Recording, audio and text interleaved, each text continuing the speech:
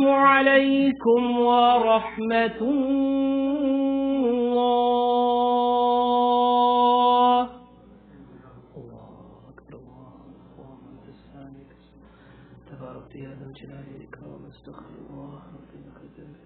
استغفر الله.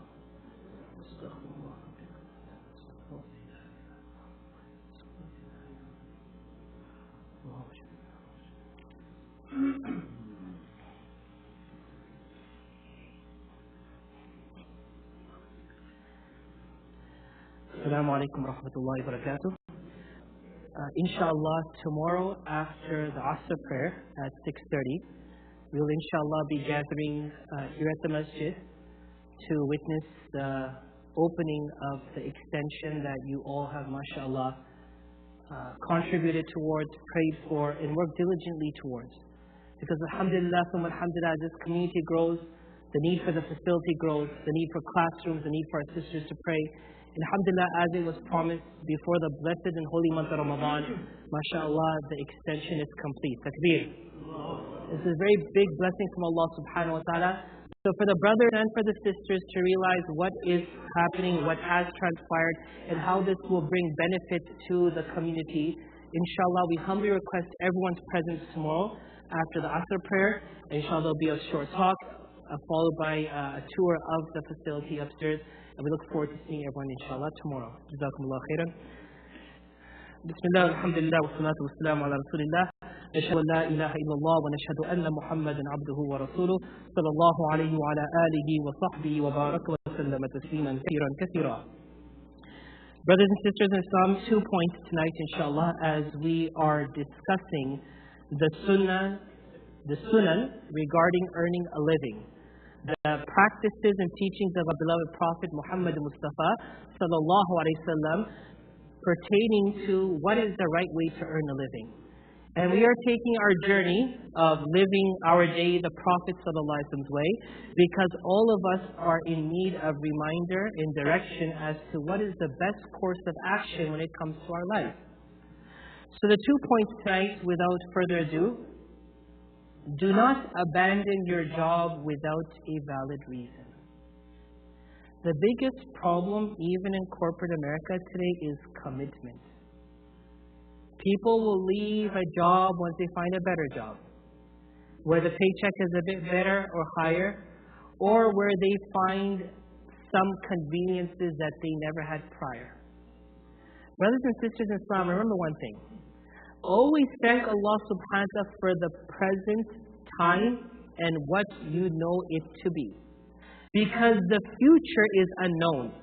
You may see something better, but it may be a source of harm that you never thought that would open its door on you.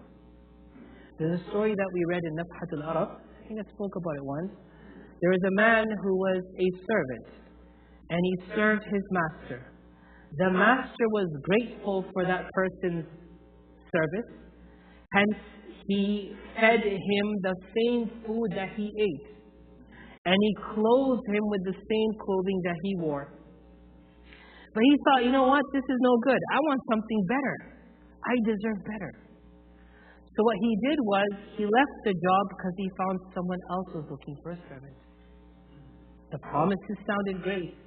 But ultimately what happened was, this person that employed him or took him as his servant put him in 2 sheets of cloth and fed him the same food for breakfast, lunch, and dinner. See, he thought that he could have found better. Ultimately what happened was, the situation deteriorated. So he complained again, and he said, no, I'll find better. And so he insisted, and he was pestering his master, that his master sold him to someone else.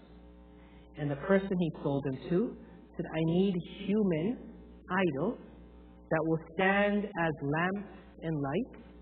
So he shaved his head, he put a wick and a candle on his head and told him to stand. We are told in Islam that our commitment in society is as good as our commitment to Allah subhanahu wa ta'ala.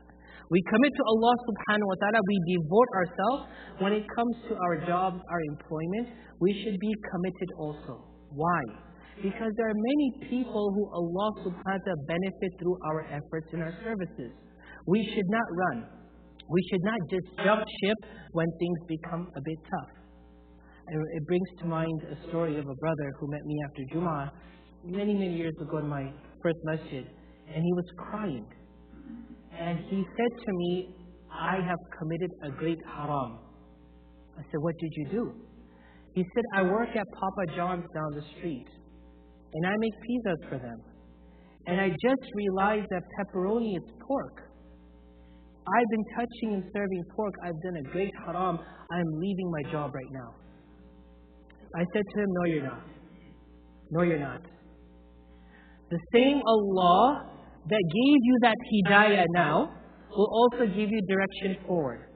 But it's Friday afternoon and they're going to be getting orders and you're not going to go back. They can't just employ someone. What are they going to say then? Oh, look at these Muslims. They come, they take time off for Friday prayers, and now because they learned something, they don't want to come back, they leave us hanging. Is this right or wrong? If you leave a person hanging on a commitment, is it right or wrong? It's wrong. Yes, what he's doing is wrong also, but the Allah that gave him that hidayah, I say pray to Rakah, ask Allah for forgiveness and go to work, and ask your employer not to put you in a position where you have to do this. And if that's the case, if you're doing deliveries or something, it's fine. Ask Allah for another job. And until you find the other job, keep working. And when you do find the other job, give the 2-3 weeks notice and then leave. Don't just jump ship. Because we will do work in a right way and we will depart in a right way also. And subhanAllah, Allah subhanahu wa ta'ala opened the doors for him that mashallah, he's running his taxi business now. SubhanAllah. How does this happen? When you do things right, Allah will do right with you also. In regards to this, there is the story Nafi' reports. I used to deliver supplies to the Levant, which is the area of Sham and Egypt. I then stopped that, and I prepared supplies to transport to Iraq. So he was doing something. He was providing supplies to an area. Instead, I just stopped and I said, I want to go to Iraq now. So I went to Isha, radiallahu anha, the mother of the believers. Everyone, what do we say? Radiallahu anha. And I told her, I used to provide supplies for the Levant, and now I'm preparing supplies for Iraq. She expressed, don't do that. What is the issue with you and your business? I have heard the Prophet Muhammad sallallahu alaihi wasallam say, when Allah provides the source of sustenance for any of you, you should not abandon it until it changes for you or it turns away from you. If your job leaves you, then move on. If the situation changes, then look. But don't keep on jumping. Just because you thought Iraq to be more profitable, you're going to leave these people who depend on your supplying these things. You're just going to leave them and move on? The Prophet ﷺ said, no. SubhanAllah, this was the shura, the council, the sahabas did with the mothers of the believers. May Allah be pleased with them. The final point, brothers and sisters, a very important point, which our communities are lost on. And unfortunately, other communities of other minority religions are front and center. I personally grew up in Canada, where we saw the rise of the Sikh community. They purchased a high school that was abandoned 2 miles from the airport, from Pearson International. They made it into a Gurdwara. Every person coming to Canada from the Sikh community was going straight to the Gurdwara. There they were housed, they were fed, they were taught, they were educated, and then they went out and they started their job. And there was timelines from living in a person's basement to renting the house to going to buy your own house, from working in a store to buying your own store, from driving someone's taxi to renting your own taxi. Why? It's called supporting your people. The one thing that we fail in our Muslim community globally is supporting each other. If we don't support each other and empower each other, and we're not financially stable and secure, what do you expect us to pray with? A person is hungry, a person is worried, and they're going to come and pray? You pray, you eat, and then you pray. If the food is ready, eat the food and then pray. Why? So that the worry and the concern and the thought of your hunger doesn't overpower your prayer. Help others by arranging a healthy source of income for them. It's a beautiful story. Anas ibn Malik radiallahu anhu reports, a man from the Ansar approached the Prophet Muhammad sallallahu alaihi wasallam and he asked for financial aid. The Prophet Muhammad sallallahu alaihi wasallam asked him, "Is there anything in your house?" He said, "Yes, a saddle cloth. We clothe ourselves with a portion of it and we use the other portion as a spread." SubhanAllah. See how poor. A saddle cloth, half of it was a blanket, half of it was a table. We also have a container that we drink water from. The Prophet ﷺ said, "Bring them to me. I want them both." So he brought them. Rasulullah ﷺ took them with his hand and announced, "Who will buy these two items from me?" One person said, "I'll take them for 1 dirham." The Prophet ﷺ said, 2 or 3 dirhams. Who will offer more than 1 dirham? Another person said, "I'll take them both for 2 dirhams." The Prophet ﷺ gave him the items, took the 2 dirhams, gave them to the Ansari, and said to him, "Go buy food with 1 dirham and take it to your family. And buy an axe with another dirham and bring it to me." You know, what's how religions become.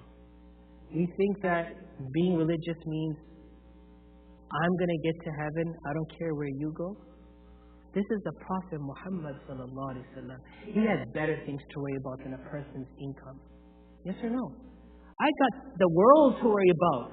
You got your problems, you figure out your personal problems. No, the ummah is only as strong as we help each other on our problems. Yes, there are stories, there are incidents of failure in trust, people who con each other, and people who break those trusts. It's there. But that doesn't mean we should stop this. We should continue to build a healthy environment amongst the Muslim community. That my Prophet Muhammad ﷺ has stopped his day. He's auctioning this person's things. He's telling him, "Go buy an axe and bring it to me. I want to help you here." So the Prophet ﷺ told him, he went and he brought it. And the Prophet ﷺ tied a stick to it and told him, "Go and collect some wood and sell it. I do not want to see you back here for 15 days. Understand what he said? I don't want to see you back here for 15 days. Also, I did you a favor. I want to see you in Isha tonight. Now I want to see you in Dhuhr tomorrow. I don't want to see you back in the masjid for 15 days. Go and figure your life out first. Because if you're here for the next 15 days, it's going to bring misery on yourself and misery to the community. You go for 15 days, inshallah, you'll come back and empower yourself and empower the community. Time will tell." So he went for the 15 days and he collected some wood. He sold it and he returned and he had made 10 dirhams, subhanAllah. After that, he bought clothes and some of the money and food with the rest. Rasulullah ﷺ expressed, "This is better for you than begging, which will come as a blemish on your face on the day of rising." Begging is only appropriate for 3 types of people: a really poor person, a person in severe debt, and a person who is guilty of killing and has left him and his associates in pain due to distress of the financial penalty. Persons who are in this severe case will beg. All of us shouldn't be begging. We are a community, and as we are trying to build that community concept, it doesn't mean how many pray together, or how many become hafiz of Quran here, or how many attend our Sunday school. That's not the community. A community is where there's trust, where there's love, where there's a bond, where there's empowerment, where we use our qualities to help another, and that person uses their qualities and ability to help us. That our children grow up in this safe environment, because if they are raised in a secure environment, they will go and make the world a secure environment. But if we don't have that security, if we don't have that stability, and we don't have that empowerment, people will say what they say. Don't deal with a Muslim. Don't trust a Muslim. Don't go to that Muslim's place. So this story is enough to teach us that my Prophet Muhammad ﷺ, he thought about a person's well-being before their spiritual well-being. And that Aisha radiallahu anha was someone sought advice from her, a male Sahabi, and she told him that stability is to continue doing what you're doing, not jumping ship. May Allah subhanahu wa ta'ala allow us to understand that in following these practices, we are fulfilling a practice of our deen. We are gaining rewards and closeness to Allah subhanahu wa ta'ala. And that this is also part of our religion. Ameen ya Rabbil Alameen. Jazakumullah khairan for your time. Inshallah, we will speak soon. Assalamu alaikum wa rahmatullahi wa barakatuh.